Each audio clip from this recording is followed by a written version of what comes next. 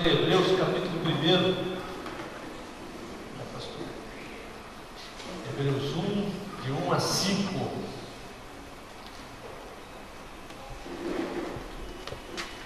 Unção gostosa, né? Louvor. Você foi abençoado com louvor? Amém? Glória a Deus. Eu acho que finalmente o verão descobriu que ele acabou. Eu estava achando que o verão tinha esquecido de ir embora. Alguém tinha que avisar, ó, chegou o tempo. Eu acho que já vamos chegar direto no inverno, porque o outono, coitado, não vai ter tempo. Hebreus capítulo 1, de 1 a 5. Amém? Vamos ligar o smartphone, abrir a Bíblia. Agora mudou tudo, né?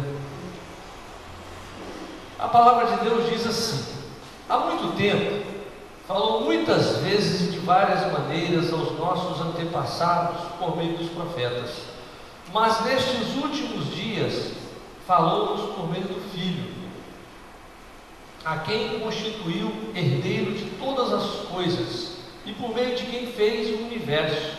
O Filho é o resplendor da glória de Deus e a expressão exata do seu ser, sustentando todas as coisas por sua palavra poderosa.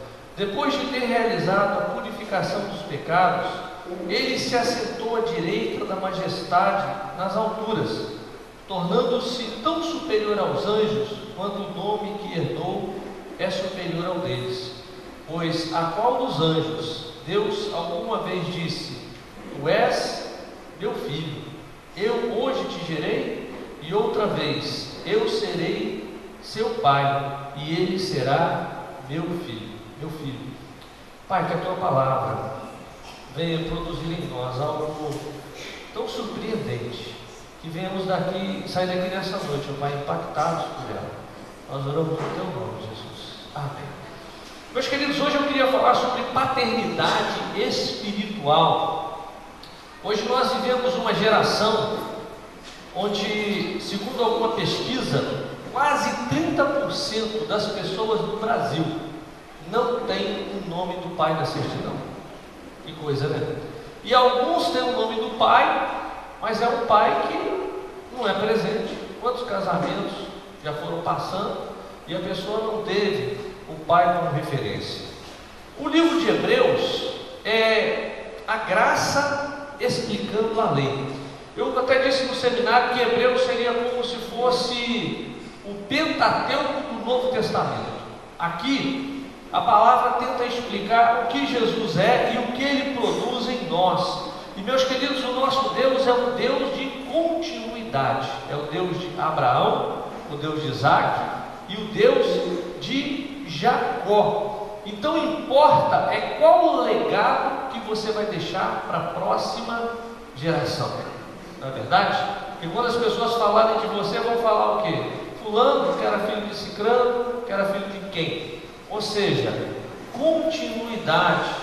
O que importa é quantas pessoas, quantos filhos espirituais você tem, quantas pessoas você destravou, quantos filhos você gerou. Você sabe por que isso é importante? A família mais importante que você tem não é a família sanguínea. Você sabe por quê? Qual a família que você vai passar mais tempo com ela? A espiritual. Você vai passar a eternidade. Não é verdade? Aí imagina você chegar no céu com aquele monte de filhos. Filhos que geraram muitos filhos, muitos netos. E você entrar no céu e a pessoa fala: rapaz, mas você procriou com força, né? Porque Deus disse que nós temos que fazer o quê? Encher a terra. Nós temos que povoar a terra. Porque os filhos espirituais vão povoar onde? O céu. E meus queridos, a paternidade espiritual é algo tão importante. Hoje nós vemos tantos líderes que deveriam estar gerando líderes, gerando filhos, que estão fazendo movimento.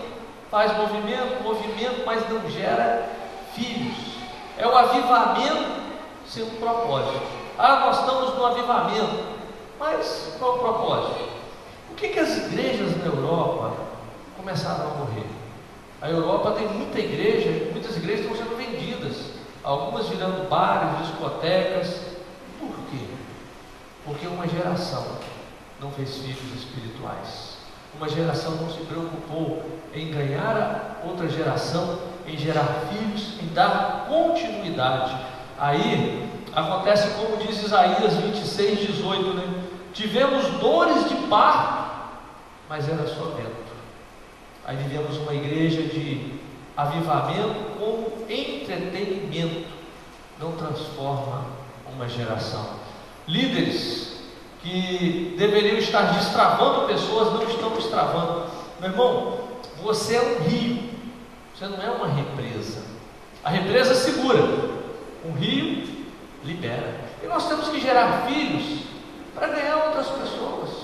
Na verdade, semana passada eu fui pregar em outra igreja, da igreja dos meus filhos, até o pastor Robson pregou aqui no meu lugar, e quando eu cheguei lá, aí já fui apresentado o seguinte: olha, esse aqui é seu neto falou assim: mas por que meu neto? É porque é filho do pastor Lucidei, e o pastor Lucidei é seu filho, então são seus netos. Eu falei: nossa, estou ficando velho, não estava sabendo.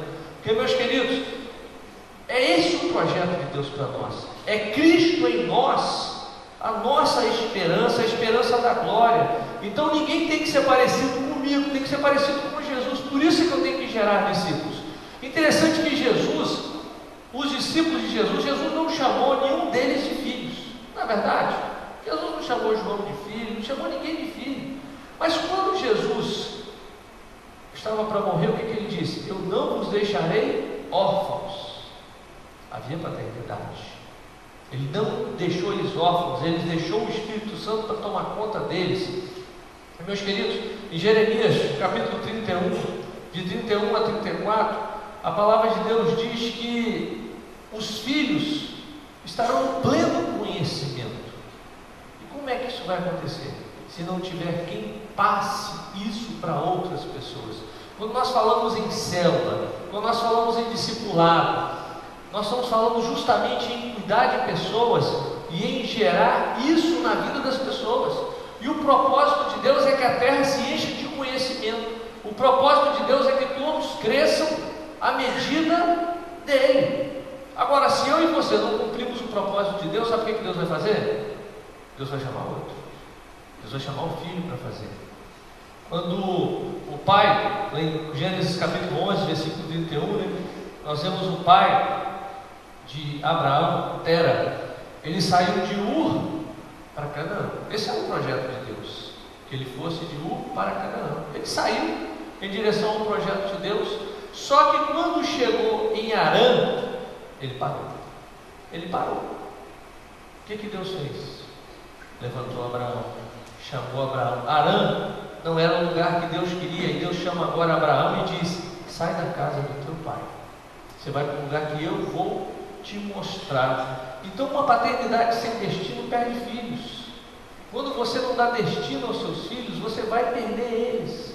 E, meus queridos, o destino do filho não é ficar ali parado dentro de casa. O destino do filho é fazer o quê? Ir mais longe que você, conquistar mais pessoas que você. Eu falo muito isso com a minha filha. Minha filha, você tem que ir muito mais longe do que eu. Você não pode ficar parada aonde eu estou. O seu destino é ir mais.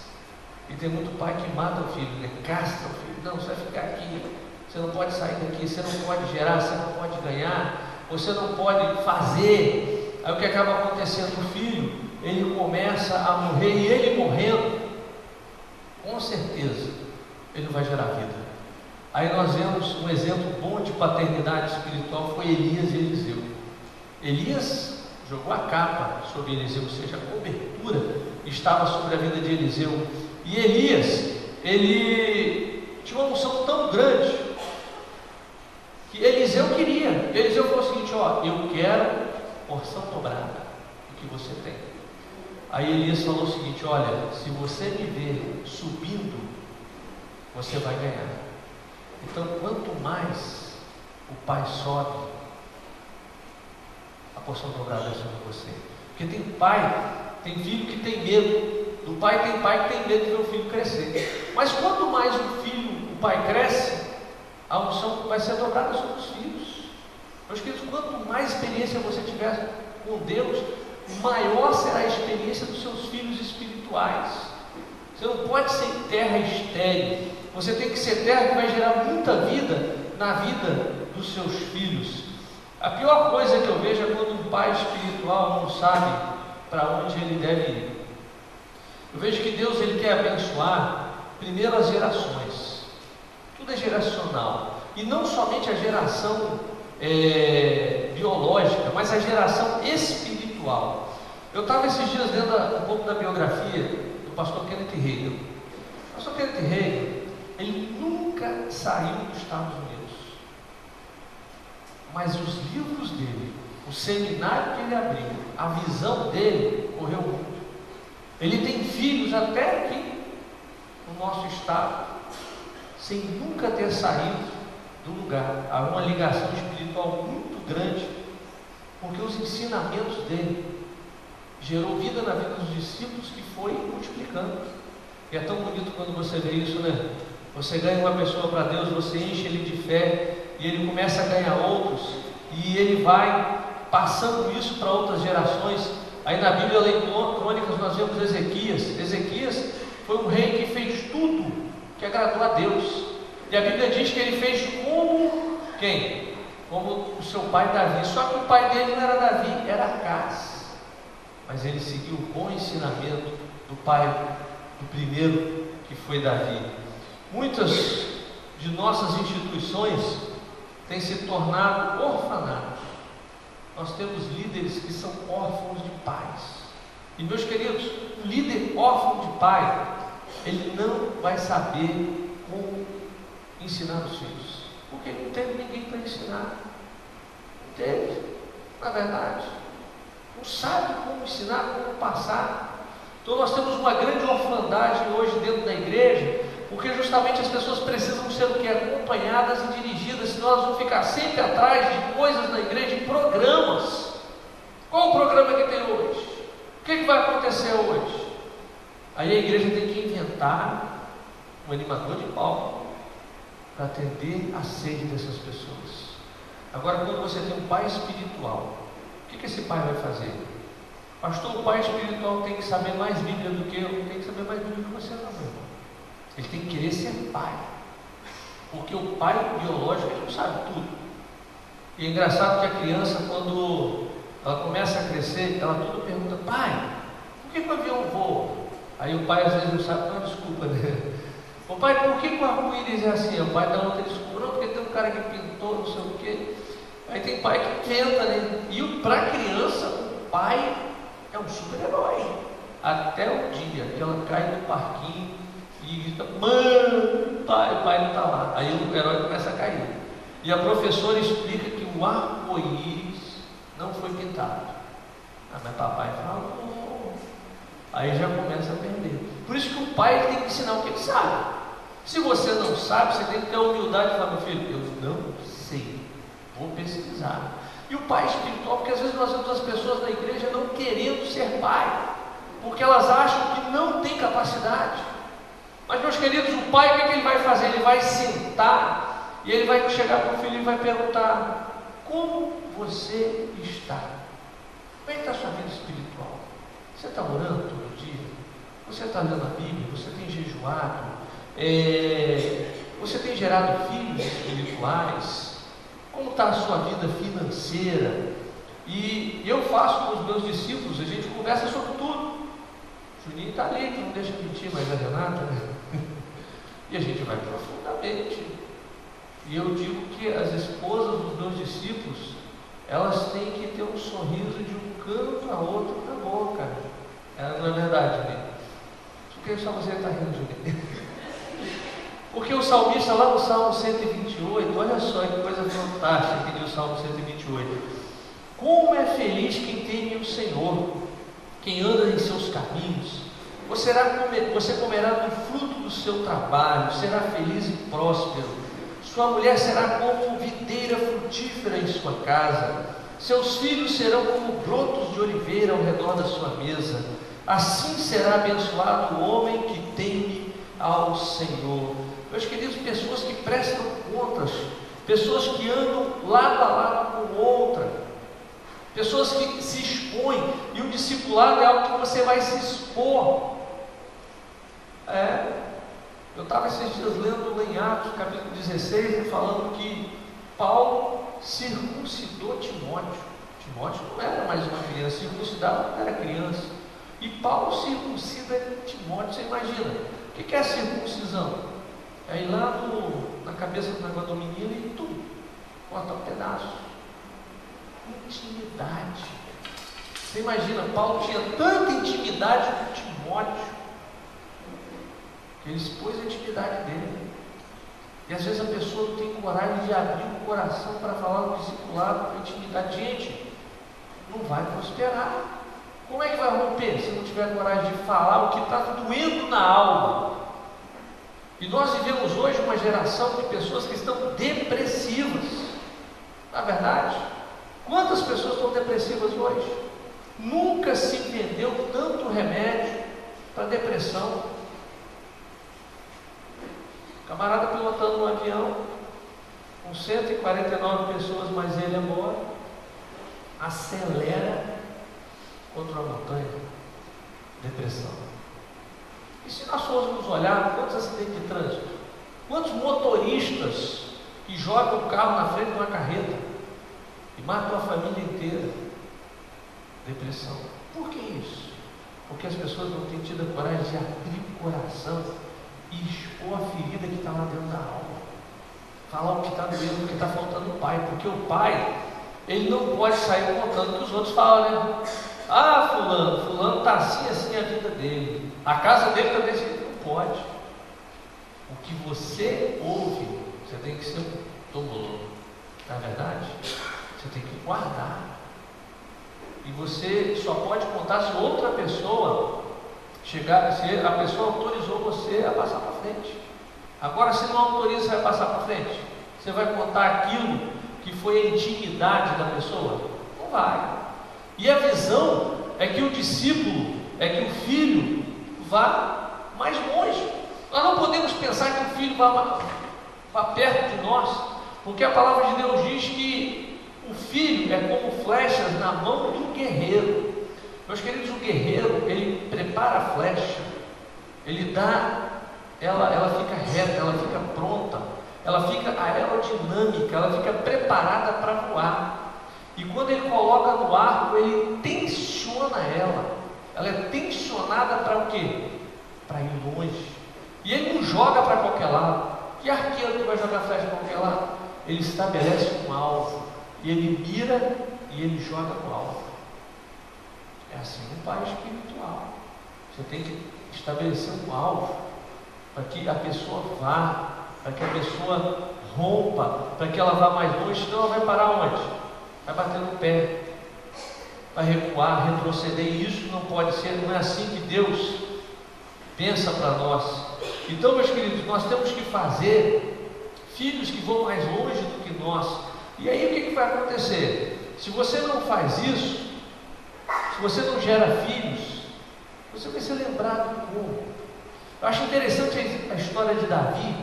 Davi, quando chega para Saul e fala que queria lutar contra o gigante, Saul não deu muito papo para Davi, não, deixou ele ir. Agora, quando Davi derruba o gigante cai, ele pega a espada, corta a cabeça e vem com a cabeça do gigante na mão. Saul pergunta para Abner: de quem ele é filho? Não foi o pai que matou o gigante, mas Saul queria saber quem era o pai, porque Saul pensou: se esse menino desse tamanho matou um gigante, o que o pai desse menino faz? A família toda recebe os louros, porque às vezes nós não preparamos os nossos filhos para matar gigantes. Com certeza naquele acampamento muitos outros, tinham talvez mais capacidade que Davi, dominavam uma lança melhor, poderia ter jogado a lança e acertado no olho do gigante. Mas o único filho que foi preparado para ser ousado foi Davi. E meus queridos, quando Jesus morreu, algo interessante, né? A Bíblia diz que quando Jesus morreu, os sepulcros se abriram e muitos ressuscitaram naquele dia. Eu estava pensando nisso. José, quando estava lá no Egito, antes de morrer, o que ele falou? Levem os meus ossos quando vocês saírem daqui. E ele foi enterrado, os ossos dele foram colocados em Siquém. Siquém é justamente ao lado de Jerusalém, aonde estão as sepulturas. Será que José não ressuscitou naquele dia? Não, José já estava vendo lá na frente, ó, não quero ficar aqui no Egito não. Os meus filhos vão me levar. Ele já passou para os filhos o comando, ó, vocês vão me levar para lá. O comando tem que ser passado para que a geração que vai seguir saiba o destino dela, aonde ela vai estar. Porque, meus queridos, tem líder de célula que está criando, liderando dentro da redoma. Não, você tem que ficar por aqui, não pode ir mais longe. Lógico que não. E eu oro para que cada um de vocês vá mais longe do que eu.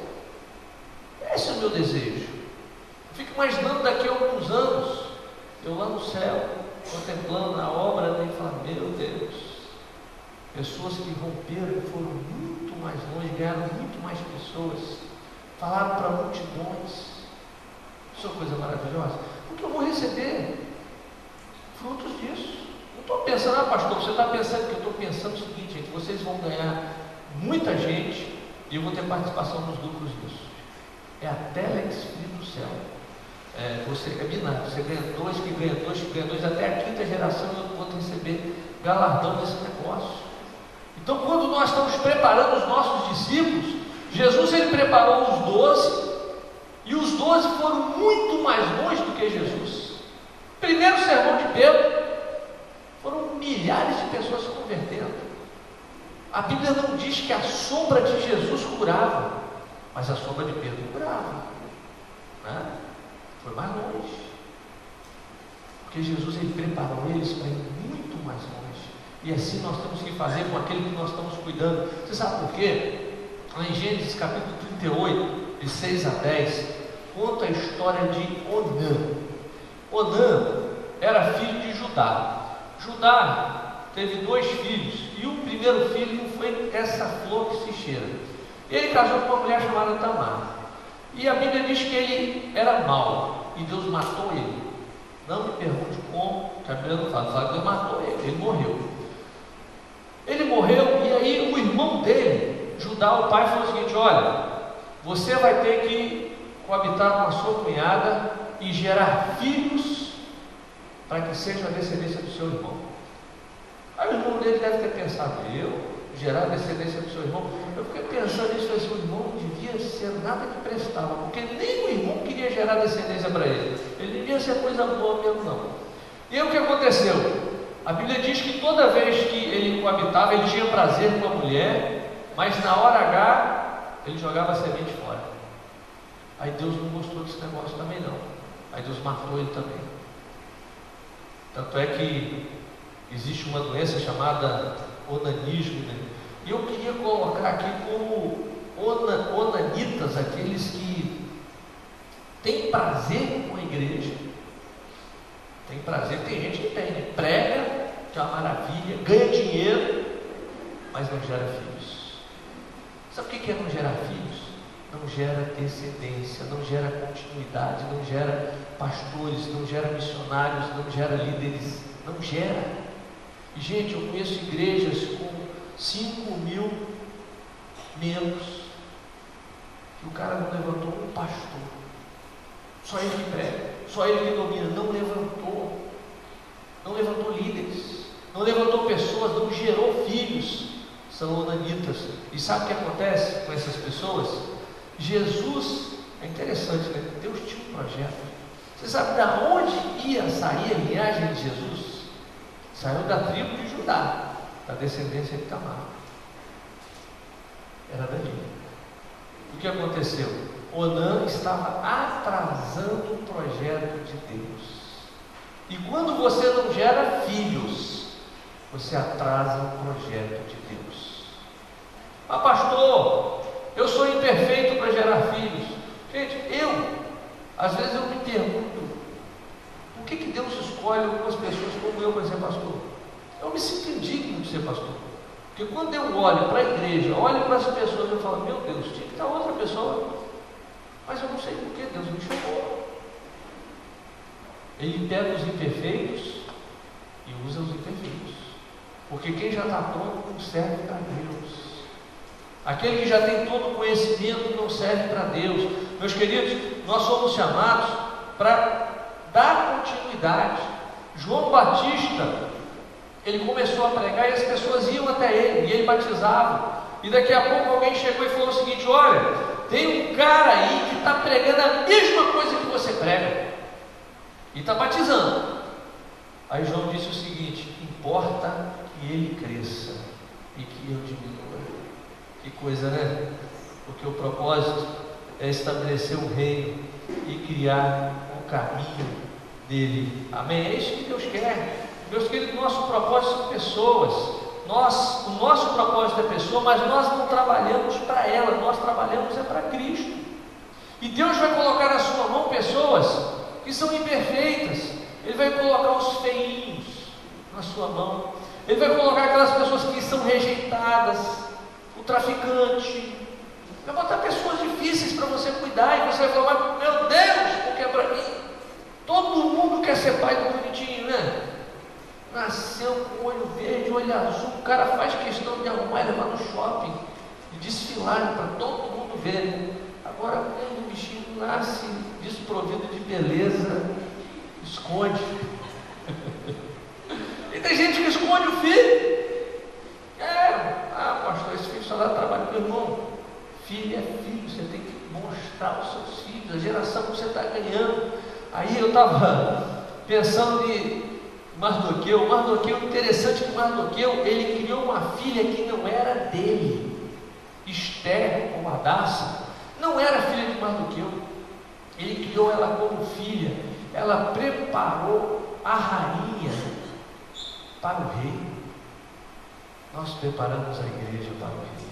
E ele não se importou de ficar sentado na porta, enquanto a noiva se encontrava com o rei. Ele ficou na porta. Enquanto ela estava no trono, ele estava na porta, destruindo as armadilhas de Satanás. Ela no trono e ele lá na porta. Até que um dia aconteceu algo e ele manda um recado, diz o seguinte: Esther, quem sabe foi para esse propósito que Deus te colocou onde você está. Alguém que deu destino para a filha que ele criou. Então nós temos que dar destino para esses filhos, porque se nós não dermos destino, onde eles vão parar? Como eu falei, Deus é Deus de geração, de gerações. Deus de Abraão, o Deus de Isaac, o Deus de Jacó. E quando nós falamos sobre isso, um pai tem que dar identidade aos seus filhos. Meus queridos, lá em 1 Reis capítulo 19, versículo 19, nós vemos quando Eliseu e Elias se encontraram. E eu gosto de ver a vida de Eliseu. Eliseu era um homem decidido. Pedro teve um encontro com Jesus. E nesse encontro, o que Pedro fez? Ele estava no barco. Jesus entrou e falou: vem que você vai ser pescador de homens. Pedro encostou o barco no ancorador, amarrou, deixou o barco guardado e foi. Quando Jesus morreu, o que Pedro fez? Voltou a pescar. Eliseu, o dia que Elias chegou, botou a capa sobre ele e falou: me segue. A Bíblia diz que ele tinha juntas de boi e ele arava terras. Então ele recebia para arar a terra dos outros. Quando Eliseu colocou a capa e falou: me segue, ele pegou, quebrou a junta, fez uma fogueira, matou o boi e fez o churrasco. Ou seja, não tem plano B. Se esse negócio não der certo, eu não volto aqui. E Eliseu, ele recebeu a paternidade espiritual de Elias. Elias começou a ensinar ele. Tanto é que Eliseu chega num ponto, ele fala: Paz, eu quero o dobro do que você tem, porque o que você tem é algo tão bom, que eu quero fazer 2 vezes mais do que você fez. Ele passou o DNA, ele passou a identidade, e Elias, ele passou de uma forma tão bonita, que ele quis fazer além. E a Bíblia diz que realmente Eliseu, ele fez o dobro de sinais do que Elias. O apóstolo Paulo, a mesma coisa ele fez com Timóteo. 2 Timóteo 6, a Bíblia diz: por cujo motivo te lembro que despertes o dom de Deus que existe em ti pela imposição das minhas mãos. Ou seja, Paulo impôs as mãos e falou: há um dom sobre você, tem um destino. Meus queridos, hoje as pessoas caminham sem destinos. Hoje você conversa com um adolescente: qual profissão você quer? Não sei. O que você quer ser na vida? Não sei. Tem adolescente hoje pensando mil e uma coisas assim que não tem cabimento.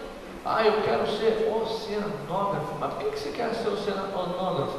Não, porque vou viajar pelo mundo, vou mergulhar. Não é isso não, meu filho. Você vai ser professor de biologia, e olha lá. Não dá de pai, não deu destino. Meu filho escolhe o que ele quiser ser. Um adolescente vai poder escolher uma profissão. Um crente novo vai escolher um destino. É você que tem que dar. Você vai ser líder.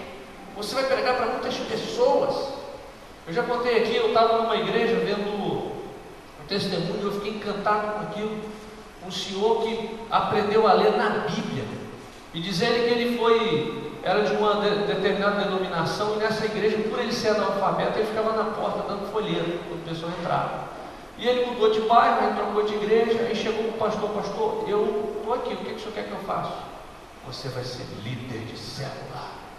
E diz ele, quando o pastor falou assim: você vai ser líder, ele ficou líder. Diz ele que ele já começou a sentir líder, aí foi para a célula. E aí chegou na célula e todo mundo: você vai ser líder. Aí diz ele que aquilo virou uma febre ainda: você vai ser líder. Diz ele que ele já estava se sentindo líder. Em primeira multiplicação ele virou líder. E aquele cara, quando nós conhecemos ele era pastor de rede, de uma rede de 700 células de homens, quase 7.000 homens debaixo da cobertura dele, e ele só sabia ler na Bíblia. Mas alguém colocou no coração dele uma palavra: você vai ser líder. E o pai, quando chega para o filho, dá identidade para o filho: você vai ser maior do que ele, você vai ser um advogado, você vai ser um médico, você vai ser um professor, você vai ser um engenheiro, você vai ser o comandante da polícia. Porque o menino fala: eu quero ser polícia. Não, você vai ser o comandante da polícia. É diferente, né? Diferente. Você é bombeiro, porque todo menino tem realmente ser bombeiro. Não, você vai ser o comandante do corpo de bombeiro. Aí o menino já começa a pensar nisso. Identidade. Então, meus queridos, o dom que está lá dentro tem que ser despertado. O pai, ele desperta também, ele trabalha a autoestima. O próprio Deus, quando Jesus, ele começa o ministério, Deus dá aquele agrado: este é o meu filho amado. Não é verdade? Todo filho quer ser elogiado. Fez algo, o pai tem que elogiar. E meus queridos, na célula você tem que elogiar. Você tem que elogiar os seus liderados. Porque se você não fizer isso, como é que eles vai melhorar a autoestima deles? E às vezes a pessoa faz o estudo, faz o sermão, e tem gente que só vê defeito. Uma coisa que eu aprendi é o seguinte: quem tem que ver defeito é a esposa ou o marido. Quando eu comecei o ministério lá em Santo Leopoldina, e eu trabalhei na Aracruz, durante muitos anos, eu trabalhava de turno, era peão, vamos dizer diferente, mas eu trabalhava com um monte de homens, e você sabe, o pessoal corta, concordância verbal praticamente não existe, a linguagem é outro mundo. Eu aprendi aquele convívio todo, e quando eu ia pregar, terminava o sermão, muita gente elogiava, e eu falava: você errou aqui, errou ali, errou aqui, errou ali. Aí um saltou Deus. Mas eu sabia que a observação dela era para mim crescer. Então o líder, quando ele tem essa intimidade, pai e filho, ele vai observar para que haja crescimento. Porque terminou o estudo, os outros da célula, as outras pessoas vão poder te criticar, vão poder te elogiar. Mas o líder, além do elogio, ele vai falar: você foi bem, mas você poderia melhorar aqui, ali, aqui, outro. Aí o liderado tem que fazer o quê? Não pode levar para o lado pessoal, porque o filho não pode levar para o lado pessoal. Aquela pessoa quer que você cresça. E esse tem que ser o objetivo também do que nós estamos passando. Porque se eu só critico e não levanto, a pessoa não cresce. Agora, quando eu sei fazer a crítica, a pessoa com certeza ela vai crescer. Outra coisa que o líder, que o pai espiritual tem que fazer é a segurança pessoal. Meus queridos, muitos têm complexo de inferioridade. Lá em Gênesis 22, 7, 8, né? Falou Isaac a Abraão, seu pai, e disse: meu pai. E ele disse: eis-me aqui, meu filho. E ele disse: eis aqui o fogo, a lenha, mas onde está o cordeiro para o holocausto? E disse a Abraão: Deus proverá para si um cordeiro para o holocausto, meu filho. Assim caminharam ambos juntos. Um momento difícil na vida de Abraão. Ele estava caminhando para sacrificar o próprio filho. E ali naquele momento o filho pergunta: pai, não estou vendo um sacrifício não estou vendo um cordeiro não. E aí, pai? Deus proverá. Então nós temos que aprender a levar os nossos filhos a terem segurança, mesmo que tudo pareça que vai dar errado. Mas nós temos que mostrar que Deus é o Deus da provisão. E Deus deu, na hora certa Deus deu a provisão. Isaac não precisou ser imolado. O pai, ele tem que ser uma fonte para jorrar bênção sobre a vida dos filhos. Eliseu pede para Elias, quando Elias pergunta: o que você quer? Eu quero todo o que tem em você. O pai pode dar isso para o filho. Só o pai pode dar. Porque se Elias quisesse, a capa subia. Mas Elias, ele fez questão de dar para Eliseu, que Elias podia dar. O homem que orou para chover, orou para descer fogo, ele sabia que ele podia dar. Meus queridos, só quem pode dar essa provisão é o pai. Por isso é que a bênção está sobre a vida do pai. A bênção para prosperar, para ir mais longe. Aí vem a cobertura e a proteção espiritual. Enquanto Josué lutava, quem estava lá no monte orando? Moisés. Os nossos filhos saem para a luta, quem que cobre eles? Somos nós. Somos nós. E meus queridos, não pense em você que o seu líder não ora por você. Quando você vai para um retiro, quando você vai pregar, e os meus discípulos sempre me mandam mensagem: pastor, estou indo em tal lugar. E alguns falam: pastor, eu estava ouvindo uma pessoa falando assim hoje: o meu pastor não me libera para ir pregar em lugar nenhum. Eu falei assim: rapaz, quem sou eu para impedir que as pessoas que estão na igreja vá pregar a palavra em outro lugar? Porque se Deus mandou ir pregar, eu vou falar para não pregar? Para, você não pode. Se Deus mandou, eu vou contra a palavra de Deus. E aí, meus queridos, quando eles vão, uma coisa que eu sempre faço é orar e falar: Senhor, usa ele lá de forma poderosa, que aconteça algo sobrenatural, impacte as pessoas, para que elas vejam realmente a mão de Deus acontecendo e trabalhando na vida dessa pessoa. Nós precisamos hoje, de forma urgente, levantar nas igrejas pais espirituais. Nós precisamos de pessoas que estão decididas a serem pais. Porque, meu querido, se você não for pai espiritual, você vai ser o quê? Você vai ser lembrado como? Como vai continuar a obra vai parar aqui em você. Agora, quanto mais filhos você gerar, mais longe a obra vai. Isso é fantástico. Isso é a coisa mais linda que existe. E alguns pensam que não, se eu não for, não vai acontecer. Aí você está errado. Se você não levantou filhos, não vai acontecer mesmo não. Você imagina se Deus fosse contar com pessoas que não levantam filhos? O Evangelho teria morrido dos discípulos. Se os discípulos decidissem que não levantariam outros discípulos, o Evangelho teria parado. Mas em cada geração, Deus tem levantado pessoas que levantam filhos. Agora, meus queridos, por que o Evangelho não cobriu toda a terra ainda? Porque hoje nós temos uma igreja de consumidores, e nós temos uma igreja de pessoas que servem e outras que consomem. Nós não temos uma igreja de pessoas que decidiram: nós vamos ser pais, nós vamos gerar filhos, nós vamos cuidar de pessoas, nós vamos dar uma identidade, nós vamos dar cobertura, nós vamos dar ensino, nós vamos estar com os filhos, nós vamos fazer eles irem muito mais longe do que eu estou indo. Eu sonho com esse dia, quando as pessoas vão ganhar pessoas e levar essas pessoas mais longe ainda. Coisa fantástica, né? Como eu disse, grandes homens de Deus geraram filhos, mas outros grandes homens que não geraram ninguém.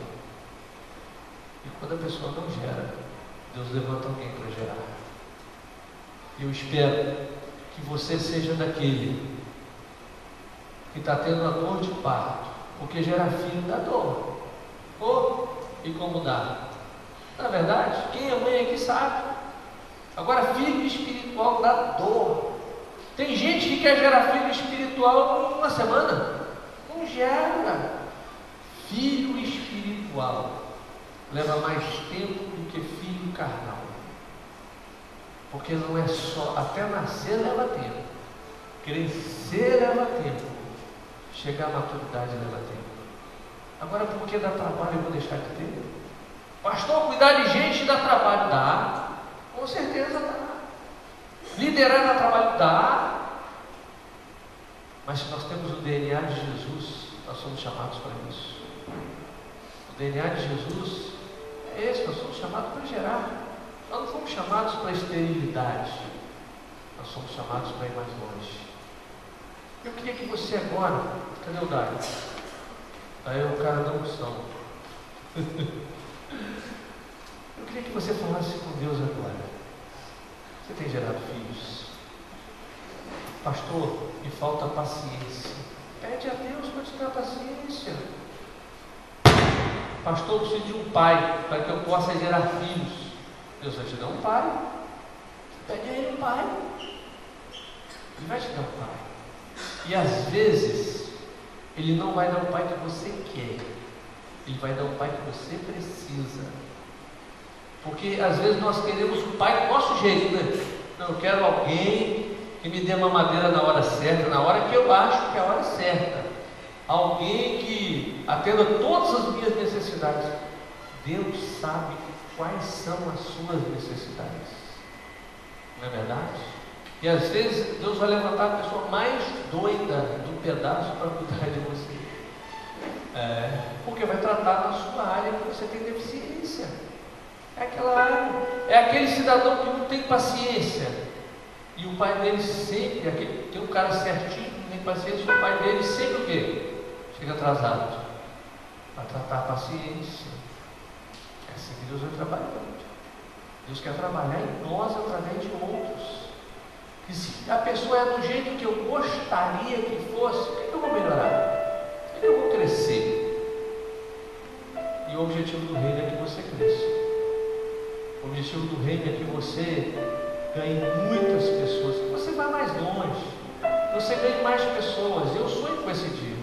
Eu sonho com um dia onde eu não precise ficar caçando na agenda alguém para mandar para um lugar para outro, mas assim, vai fulano, vai ciclando. A agenda ser tão grande, ter tanta gente, que a gente possa pensar em abrir tantas igrejas, porque nós teremos muitos filhos, muitos pais, filhos que geram filhos.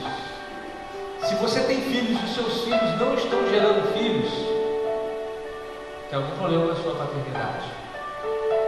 Porque você não é estéril para gerar filhos estéreis. Seus filhos têm que ser fecundos. Nós estamos vivendo hoje o contrário, né? Os meus avós, um teve 12 filhos, o outro teve 9. Lá em casa foram 5, meus pais.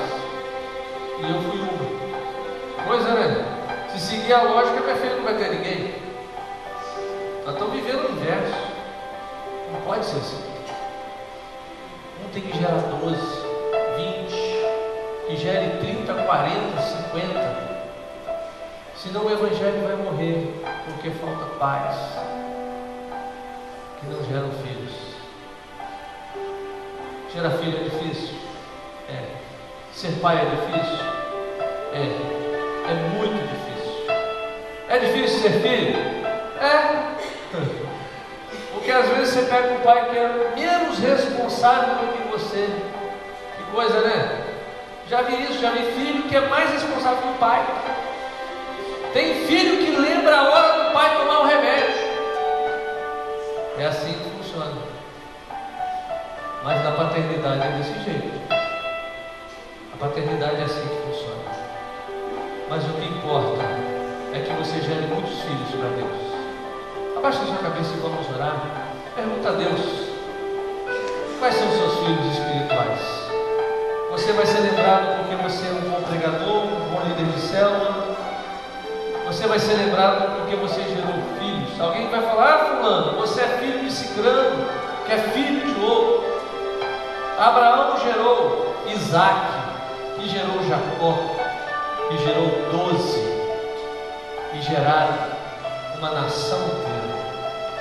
Foram mais de 400 anos gerando filhos no Egito, onde saíram mais de 2 milhões de pessoas.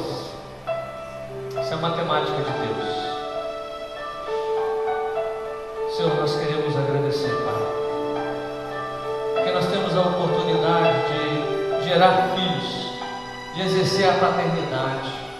E, ó Pai, eu sei que muitos aqui têm fugido da responsabilidade de ter filhos espirituais, fugido da responsabilidade de cuidar de pessoas. Mas, ó Pai, que gere no nosso coração nessa noite um desejo muito grande de ter filhos, de levantar pessoas que serão melhores do que nós. E, ó Pai, pessoas que serão semelhantes ao Senhor, porque importa que o Senhor cresça e que cada um de nós diminua cada dia.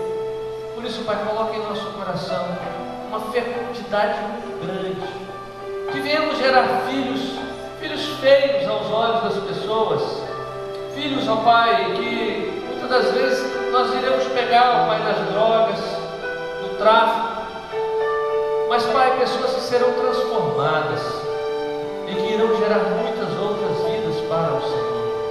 Por isso, brote em nós, ó Pai, o desejo de sermos fecundos e de povoarmos a terra com pessoas semelhantes a Jesus. Eu oro e te agradeço por tudo isso, Pai, no teu precioso nome, Jesus. Amém, Jesus. Aleluia. Que Deus te abençoe, no nome de Jesus. Amanhã você não pode ficar fora de uma célula. Procure uma célula onde com certeza alguém vai cuidar de você.